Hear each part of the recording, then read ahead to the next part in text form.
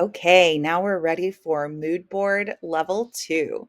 So now we're ready to source for our project that we've set up.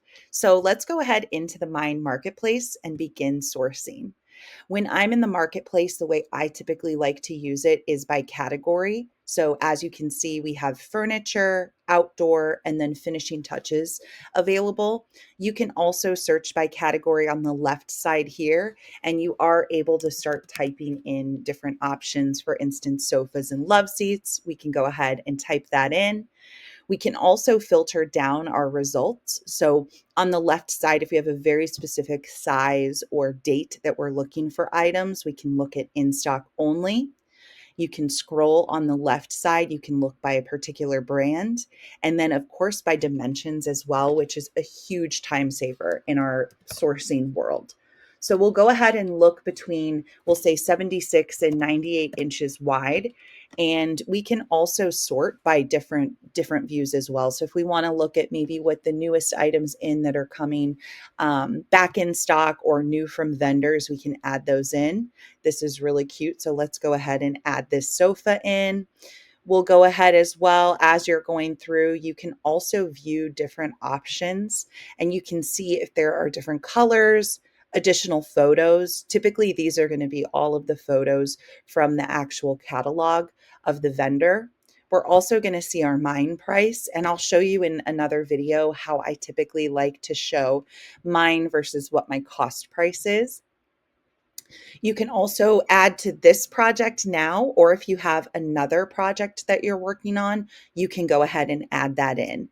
This is very much like a way to just remember all of your ideas as you're going through. So one tip that I like to tell all of my designers is that you can actually work on all of these different projects and then save to a project called Laura's Favorites or anything like that. So you're constantly saving all your favorites to one project. Another cool thing is that we can also see our current quantity of items. We'll see that this is going to be a new item that was just released this month. For instance, if we look at another sofa that's maybe something that we've had for a little while, maybe the Langham sofa, for instance, we'll be able to go down. We can see this has been in and out of stock. It sells out pretty quickly. And this is another really cool thing that we just added. This is a see all locations tab. So as we scroll down and we're looking for this sofa, maybe my client is in Tennessee and wants to see this actual Langham sofa. You're then able to click and follow to this product information in an actual one of our actual shoppable showrooms. So again, those model homes are open for designers to go in. You can bring your clients, you can send your clients to one of our model homes. And it's a really great way to look at the different scale and light and color of products. So let's go ahead. Let's start adding in some more options. We can also look up, for instance, if we want to, maybe we want to see what kind of bouclé options we have. Again, I'm in that size range still. So if I change it to maybe 100 inches, we can look at different options. So we'll go ahead and start adding in all of our different options. We can also kind of see, okay, this is, coming from this vendor. Maybe we want to check one of these to see, where is this located? I like this Grant sofa, but I want to see the quantity. I want to see where it's located. If a location tab does not come up, that just means that it's not something currently in our model, but we'd be more than happy as your account executives to send you, different samples or just different information that we can to best support you.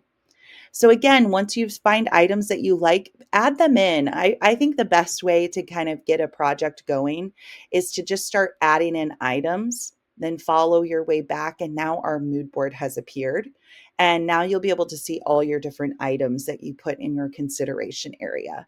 So everything below the mood board is what we call our consideration area.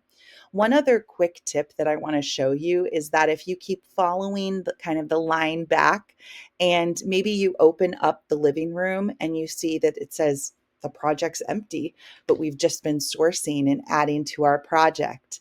The reason why that shows is that it's actually an empty mood board. It's not an empty project. There are items in the consideration area, but we're just going to show items in the mood board as a finished project item. So just a quick note on that, but stay tuned, and I'm really excited to show you how our mood boards work and how you can bring your project together.